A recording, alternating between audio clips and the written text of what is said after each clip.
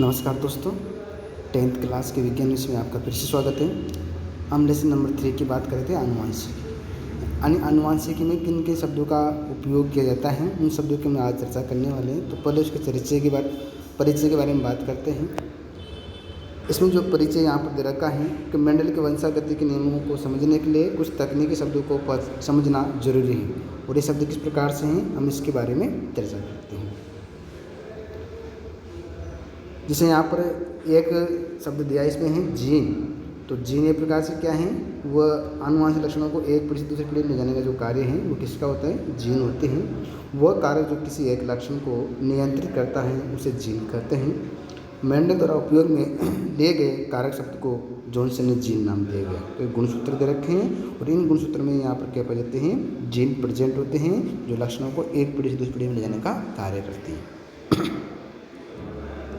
फिर हम बात कर रहे हैं युग्म विकल्पी एलोमॉर्फिज्म को कहते हैं किसी एक लक्षण को नियंत्रित करने वाले जीन के दो विपरीत स्वरूपों को युग्म विकल्प, युग्म का मतलब जोड़े में। तो यहाँ पर जो लक्षण होंगे वो एक प्रकार से एक साथ होते हैं। जीन के दो विपरीत रूपों को युग्म विकल्पी कहते हैं। उदाहरण स्वरूप पौधे की लंबाई को नियंत्रित करने वाले जीन को दो युग्म विकल्पी, यानी यहाँ पर लंबेपन का और बौनेपन का है। तो इसको कैपिटल टी और स्मॉल टी कहेंगे। दोनों यहाँ पर जो इसमें युग्म विकल्पी के बारे में बता रखा है। फर्स्ट हम यहाँ पर नेक्स्ट बात करते हैं समयुग्मजी। तो सम का मतलब समान। तो दोनों लक्षणों को एक साथ प्रदर्शित करने के लिए जिससे युग्म विकल्पी का उपयोग होता है उसे ही क्या कहेंगे, समान लक्षणों को प्रकट करने वालों को समयुग्मजी।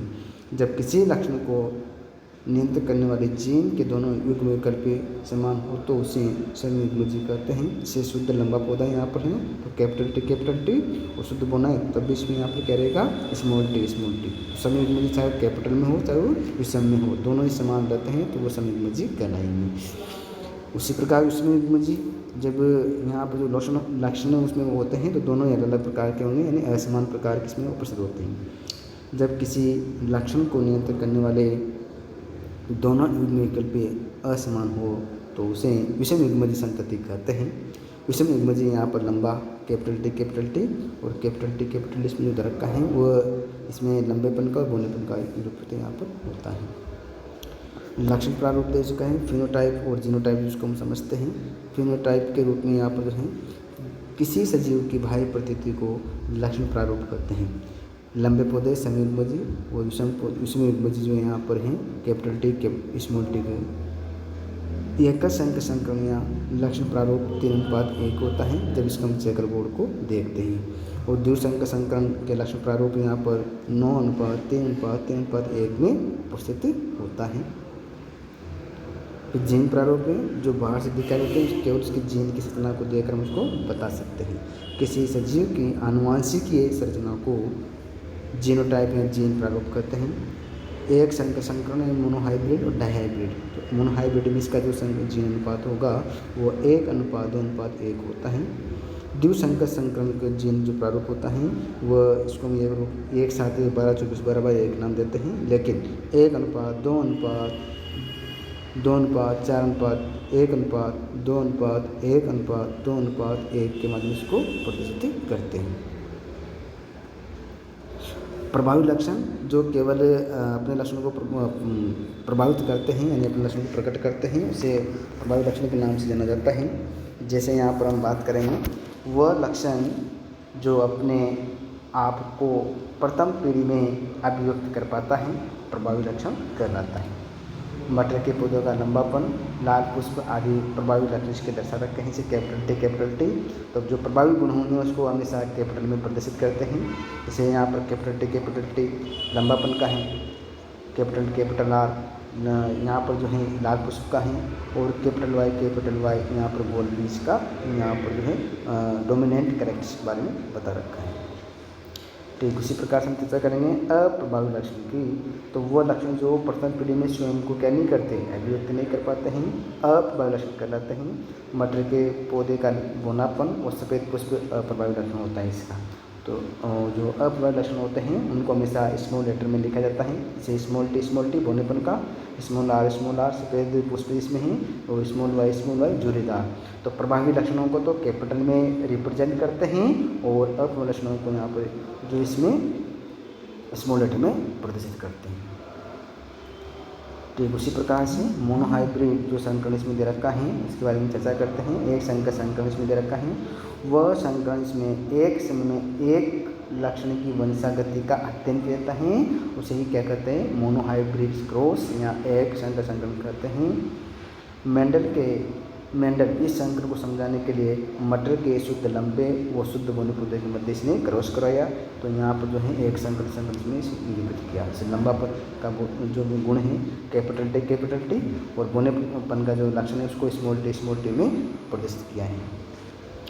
तो द्विसंकर संकरण में केवल जो हैं यानी दो लक्षणों को वंशागति को लेकर उसका मध्य अध्ययन किया जाता है, तो उसे डायहाइब्रिड संकरण कहते हैं। वह संकरण जिसमें एक साथ दो लक्षणों की वंशागति यानी दो लक्षणों को एक साथ इसका अध्ययन करते हैं उसे द्विसंकर संकरण कहते हैं, डायहाइब्रिड क्रॉस कहलाता है।